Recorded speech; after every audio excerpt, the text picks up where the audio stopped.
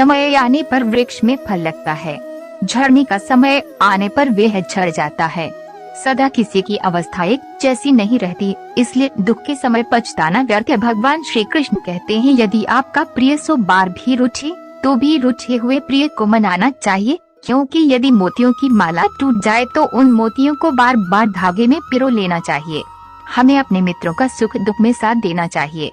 हमें दूसरों की मदद करनी चाहिए जैसे प्रकृति हमारी मदद करती है। हमें संचित धन को जनवरी कल्याण में खर्च करना चाहिए। हमें सोच समझकर व्यवहार करना चाहिए। हमें किसी भी इंसान को छोटा नहीं समझना चाहिए। हर वस्तु का अपना महत्व होता है। प्रेम का रिश्ता बहुत नाजुक होता है। जो लोग स्वभाव से सदाचारी और धार्मिक हैं, उन्हें बुरे लोगों की संगत बिगाड़ नहीं सकती।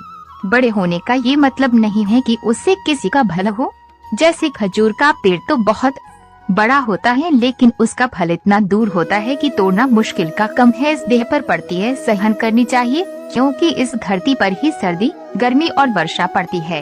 अर्थात जैसे धरती शीत, धूप और वर्षा सहन करती है, उसी प्रकार शरीर को सुख दुख सहन करना चाहिए।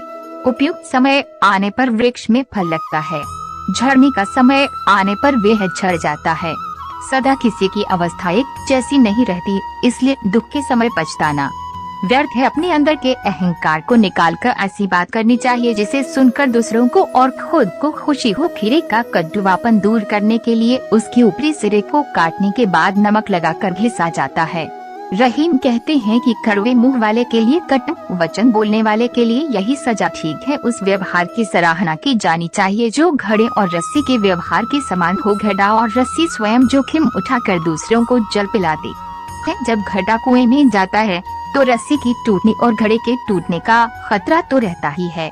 जिस प्रकार दिन में चंद्रमा आभाहीन हो जाता है, उसी प्रकार जो व्यक्ति किसी व्यसन में फंसकर अपना धन गवा देता है वह निष्प्रभ हो जाता है। माघ मास आने पर टेसु का वृक्ष और पानी से बाहर पृथ्वी पर आ पड़ी मछली की दशा बदल जाती है।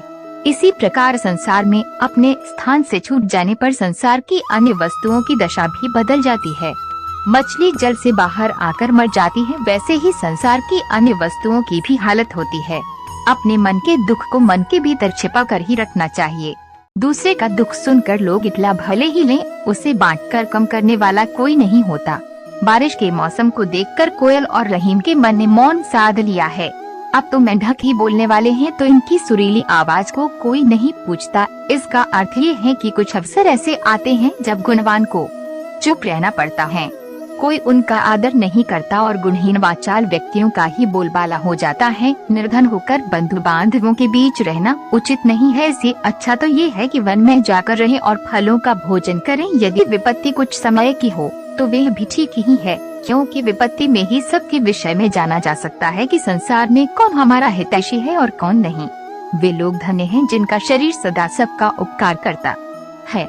जिस प्रकार में हड्डी बांटने वाले के अंग पर भी मेहंदी का रंग लग जाता है, उसी प्रकार परोपकारी का शरीर भी सुशोभित। धन्यवाद। जय श्री कृष्णा।